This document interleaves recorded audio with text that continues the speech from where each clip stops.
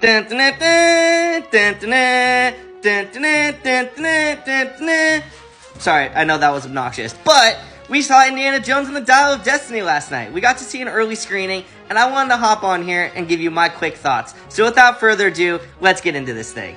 So essentially what this movie's about is you got Indiana Jones getting back in the saddle. He teams up with his estranged goddaughter, Helena Shaw, who's played by Phoebe Waller-Bridge, and they basically team up to make sure that Jurgen Voller, on the bottom right, Mads Mikkelsen, doesn't get his hands on the Dial of Destiny, which basically allows the person to turn back time, and he wants to use it to alter the outcome of World War II so the Nazis can win it, and it becomes a giant adventure.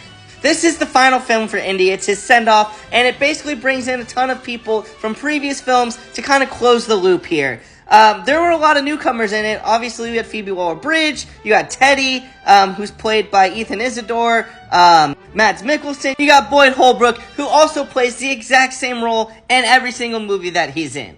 You also have Antonio Banderas and a few others. Honestly, it's a great cast. Great cast. Listen, this movie isn't the send-off that I wanted, but it was a decent send-off. The first half of the movie, in my opinion, just dragged on way too long, and it kind of just felt like we were there to be there, and it didn't really feel like an indie film. And another note, I thought Phoebe Waller-Bridge was absolutely fantastic, but there were times in this movie that her character definitely annoyed me, and the banter between her and Indy just became too much. However, once you get through all of that, this becomes an Indiana film, and it ends on the most perfect note. I thought the second half of this film was flawless. I loved every minute of it. It had the action, the adventure, everything that we were hoping for in an indie film. The closing shot was incredible. You'll know what I'm talking about when you see it. Thank you, College Times, for the tickets. 6 out of 10.